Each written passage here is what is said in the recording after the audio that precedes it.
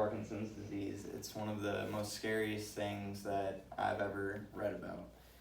According to Parkinson's.org, approximately 60,000 Americans diagnosed with Parkinson's disease each year. More than 10 million people worldwide are living with Parkinson's disease.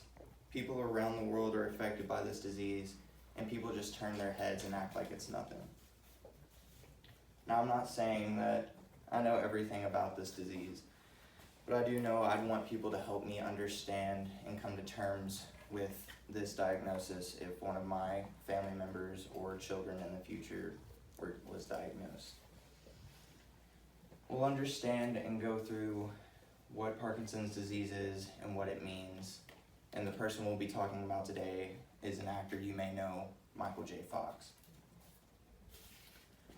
According to biography.com, Michael J. Fox was as normal as you and I was.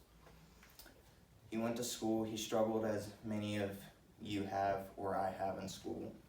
He played ice hockey and at 15 eventually found his passion for acting.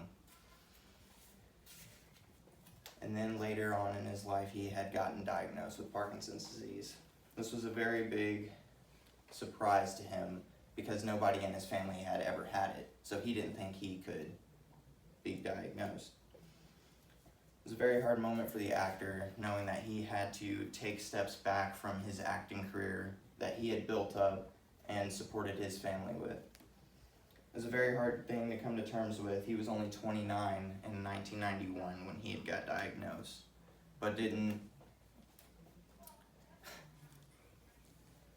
explain it to the public until 7 years later in 1998. At this point, he didn't know how to handle anything, and he went through vigorous amounts of treatments to try to help it. He had surgeries for his tremors, doing this while doing movies. Nobody knew about it. Until 2000, he decided to announce he would leave acting. He would concentrate on his family and raising money for awareness for Parkinson's disease. After doing this, he had created one of the world's largest non-profit organizations for Parkinson's disease. A man who we thought was just an actor, who may have been a snob, we don't know him. He had started an organization not just to help him, but others that may as well be one of us listening in this room right now. We don't know what could happen to us in the future, and neither did this man. He created the foundation that makes everyone aware, created medicine that wouldn't have been thought of if it wasn't for him. There may have been medicine created, but nobody would have focused on it. Lives are affected every day, and it's not just this man, but truly to understand how this disease can take over your life, I need you to listen. He took steps back from his dreams that he had built up on all his life. He had started from age 15 and went all the way until his 30s or 40s with family members, his kids that he had supported all of his life. His symptoms couldn't be contained by medicines. He had tremors in his legs, his hands, his movement began to slow. He got off balance, his speech had changed, and so was his writing. He had to come to terms with everything and make a change. Knowing this could change somebody's life. Somebody could be going through this right now and they need as much help as anybody else. They could be thinking that there's no hope left for them, that nobody can help them, and that could be very detrimental to somebody in that state of mind. Now we may not know everything about this disease, what it could cause, how it affects one person over the other.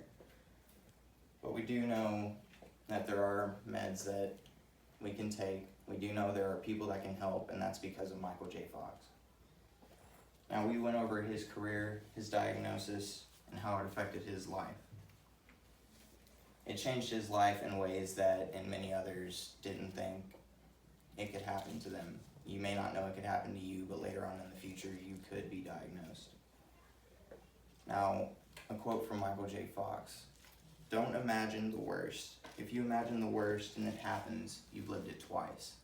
I've thought about this and it makes a lot of sense. If you keep on thinking the worst and it hits you, it could be a bigger blow than you having the most positive outlooks on life and then coming down with it.